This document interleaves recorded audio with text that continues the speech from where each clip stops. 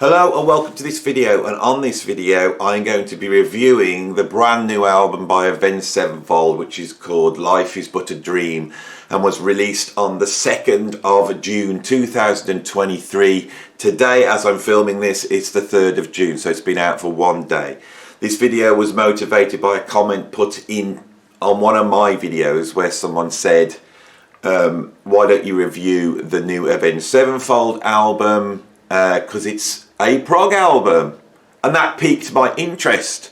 Now, I am no expert on Avenged Sevenfold. Up until yesterday, this is what I knew about them. I knew that they, say 10 years ago when I was teaching music in college, it was the favourite t-shirt of a lot of my students, and I can remember seeing their logo, their skull logo, and their sort of Avenged Sevenfold logo over and over again. I remember checking them out at the time. This was when the Rev was still alive, and I was aware that they had a drummer called the Rev and that he died in 2009 and Mike Portnoy took over. I remember checking them out and they seemed a relatively interesting metal band. They were blending the screamy thing with the singy thing, you know, they were sort of, when I heard them right at the start, sort of standard metalcore band. I remember listening to them a bit later and they sounded like a very produced metal band, you know, with quite commercial aspects that they changed. Right, so that is where I was at up until yesterday. So last night I put this album on, and it's interesting because I'm coming to this with completely fresh ears, no prejudice. I just put it on, right? And what was my reaction? Unbelievable. This album is absolutely incredible. A masterpiece. It has blown my mind, right? Those of you who know me, you will know that a lot of new music, I don't cover it here, you know, I'm quite critical of what's going on today, but right today in the Avenged Sevenfold world, it's incredible music that's going on. This is a prog album without a doubt, but it actually goes beyond prog. This is mind-blowing, right? So what I've done here is I'm going to go through it track by track, because this album takes you on a journey as all the great prog albums should, right? And it sort of picks up where they left off 7 years ago. So I know a little bit more about Avenged Sevenfold. So they're formed around about 20 years ago. They come out, they're a metalcore band. Their drummer, the Rev, dies in 2009.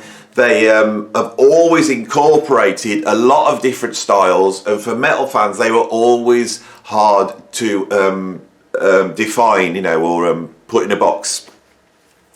But they achieved a hardcore following for what they were doing. After go to the metalcore stage, they go into a sort of more commercial metal, and I've had a listen to some of that. And the thing that strikes me about that that's very strong is they are very good at melodies. M Shadows is an incredible singer and they write fantastic melodies. Now, how many metal bands do that? But this band do, right? Their last album was called The Stage and was a prog metal album. It's a very, very strong prog metal album with neoclassical overtones. And I've listened to that one. It's fantastic. It's a great prog metal album, and I'm not usually a fan of prog metal, but I really like it because the melodies are so strong. The playing's great. The guitar solos are absolutely mind-blowing. This is a great band. But The Stage, which must have been difficult for their metal audience to take on a prog metal album like that. There must have been some pushback, I imagine, and I'm sure people will tell me in the comments. It still resides within the world of metal, prog metal. This album picks up where that left off and basically goes off the chart into realms unknown, right? So let me start. I've actually made some notes when I was writing it, and I'm going to read you my notes and then give you some thoughts on each track.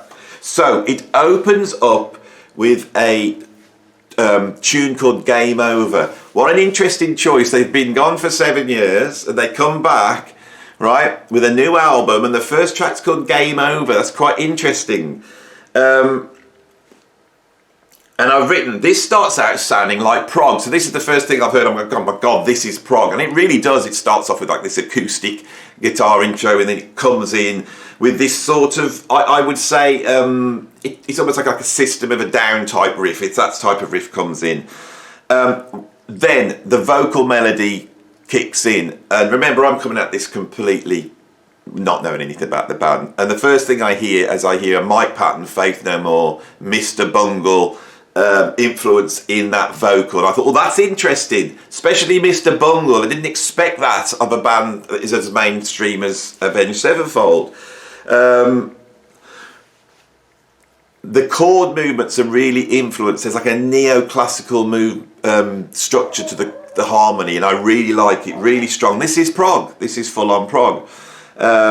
Great vocals, and then we get to the middle section, and it goes full-on prog, right? What have I put? Beautifully recorded and produced, really musical, beautiful twists and turns, and absolutely incredible drumming from Brooks Wackerman, who is the brother of Chad Wackerman from Frank Zappa's band, and also from Alan Holdsworth's band, right? So I listened to it, I thought, this is really interesting prog metal. The metal bits are really metal. It's not quite blasting, but it's pretty heavy. They're pushing what they've done before on this first track, but there are elements in there that refer back to what they have done. Right, so I thought maybe they just sort of tried to blow my mind with a really proggy track, and then it's gonna drop down into the normal metal in a minute. So the next track comes on, Mattel. And I went, another prog tune, here we go, another one. Right, so great sounds going beyond your usual metal sounds. Again, fantastic melodies, almost a musical theatre approach here.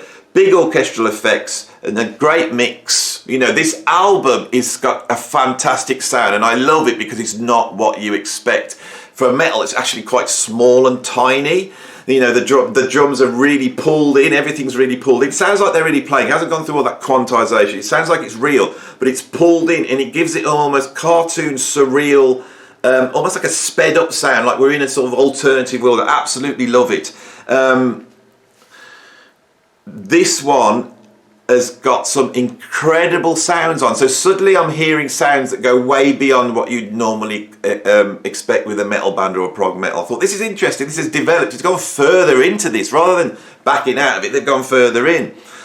The next track, Nobody, which I think was the single, I put a great distressed guitar sound at the start, even if it is a guitar, so I can't even recognise what I'm listening to at this point now. A touch of Soundgarden in this, you know, it's got that sort of Chris Cornell vocal, but this is also prog. This band has made a prog album. I've actually written it down there. There's a real orchestra in the middle section with these neoclassical influences, right? They're pushing the prog, you know, this has opened up and they are making a prog album, right? Next track, We Love You. And after that, I have written Bonkers. Right, so imagine you listen to the album, 3 tracks in, sort of going, right, this is a pretty extreme prog album. They really pushed it here, and then this track goes bonkers. The vocals are all affected, a really strange vocal sounds, really Mr. Bungle influence. There's like metalcore stuff, heavy metal stuff inside this, but I enjoy it more because it's like becomes this jarring effect of going, I don't even know what's going on anymore. And you know, like Mr. Bungle, 1 minute it's like sort of musical theatre, 1 minute it's jazz, and then it's metalcore. We're going all over the place. Incredible guitar playing on this track. And the mix, this sort of claustrophobic sound we're getting. So the point I'm trying to get by going track by track is they're taking us on a journey. They're picking us up in this world, dropping us into this prog metal world, but they're going beyond it. They're taking us out. I feel like there's a journey moving forward. And we then come to sort of 2 tracks called Cosmic and Beautiful Morning, and they weigh in around about 6-7 minutes each, and we have 2 mini epics, and they really are epic, and they cram in to what a normal prog band would put in like a 10-15 minute epic. They cram it into 7 minutes. Cosmic, I put great vocal, great guitar solo, really invented, and goes on for ages. That's the guitar solo. Well, he hits this guitar solo and he just plays. It's almost like a fusion album. He just goes for it. It runs into a chilled out piano section. which is almost like the end of Layla, and then we come out of that and it turns into this huge epic track, right? That's followed up by Beautiful Morning. This starts out sounding like Them Bones by Alice in Chains, right? So there's a lot of references. They're almost like direct. You know, I'm not a massive metal band, but I can pick them up like this. So now we have a bit of Alice in Chains, and as soon as you think, oh yeah, I know where this is going, the vocal comes in and it goes where you don't expect. There's sort of lot of Zeppy Kashmir orchestrations with the orchestra in the background. The middle section drops into this Beach Boys section. This is another insane epic. So the album's opened up with this sort of prog sound, and we've run down to these two big epics, and they almost like run together. We've taken on a journey, right? I looked at the track list then, and I saw that all the rest of the tracks are pretty short. And I thought, oh, I know what they've done. What they've done is the first half's prog, and now we're going to just have some standard sort of poppy metal tracks. I know where they've gone. So I click on to the next track, which is Easier. And we got this ELO type vocal vocoder intro, and I'm like, oh, this is weird, right? Then we have this great metal sound kick in, absolutely incredible, but we've got these synth drums, boom, boom, running over the top of it, right? There's Hendrix guitar licks. This track has up the bonkers level. I don't even know whether this is prog. This is beyond prog now. I'm not listening to go, what am I listening to? And I've written, this is like being in a strange dream. And as I wrote that, I didn't consider the title of the track, of the album, right? Then the next track is called G, and it starts up with full-on prog, almost like a jazz fusion complexity as it kicks in. Right, then we have 2 bars of slow blues, and then into this really dirty rock sound, but then we kick in with these like female vocals. As I'm listening to this, I realise that this tune is modelled, it's not ripped off, but it's modelled on Zombie Wolf by Frank Zappa. Go and check it out. Listen to the devices that Zappa uses in Zombie Wolf, and then listen to the devices of this tune, right? They are showing their influences. There is a Zappa influences on this as well, and my God, can they play, right? So my mind's slowly being blown by these, and we get on to the next track, which is called simply O in brackets. And this electronic disco funk kicks in. At this point, I was like, this is a masterpiece. I absolutely love this. I put, what do metalers think about this? Right? I love it. If I like it, they can't possibly like it. What's their audience think about this album? I need to know. This is bonkers. Right? On this track, it's got the insane harmonic movement. It's almost like this sort of got these microtonic sounds. This is way beyond progs. This is outer limits music. I've never known a mainstream band make something so strange. This is strange, right? This band have a complete commitment to music, right? That's what this is about to me. They started off with a metal band, but they've always gone their own way. They've been away and they've come back, and they are making great music. So many people aren't doing that at the moment, but they are trying their best to do that, and it's absolutely mind-blowing. Then it runs into death in brackets. These two tracks run together, so it starts to form into another weird epic. This opens with a beautiful jazzy orchestral section and a beautiful vocal, and then we get this modern classical twisting orchestral section. Sounds like Being Lost at Sea. Are they slowly committing heavy metal suicide with this? Because by this, it's left even the realms of pop or rock or anything recognisable. This is in another world. And I'm left right at the end of the album going to the final track, which is called Life Is But a Dream. And that is a solo piano waltz. It sounds like an Edwardian dream. Really interesting composition. This track goes on for 4 minutes. It's not like some little touch. Well, let's put a little piano to finish off the album. No, this is a composition in itself. This album takes you from metal, prog metal, and slowly grabs you by the scruff of the neck and takes you to another realm, right? Now you can tell by my response to this that I absolutely love this album. This has blown me away, and I'm so happy to be able to come on here and talk about a new album and a prog album and not talk about jazz. And that was the other thing. I've been talking about jazz on here so much recently and listening to so much jazz. Then I put this album on and I was like, oh my God, this is blowing me away. I don't know what to expect. It's not going to be a cool bebop-y head, with the saxophone and the guitar playing line, and then we'll have some, random chords, and then they'll take the solos and come back. This, I'm like sitting there going, what's going to happen next? So it's lovely to talk about this. And that does say a lot about the modern jazz scene. Right, I want to finish with a quote from M Shadows. Avenged Sevenfold have been criticised for not being metal enough. In response to this, vocalist M Shadows said, "We play music for the sake of music, not so that we can be labelled a metal band. That's like telling us that we aren't punk enough. Who cares?" I love the sentiment, right? So, at the end of the video, what's my conclusion? If you're a progressive rock fan, you got to go and have a listen to this album. This is not just a metal band moving towards progressive rock like Opeth did, and I loved when they did that, and they made high quality, brilliant progressive rock.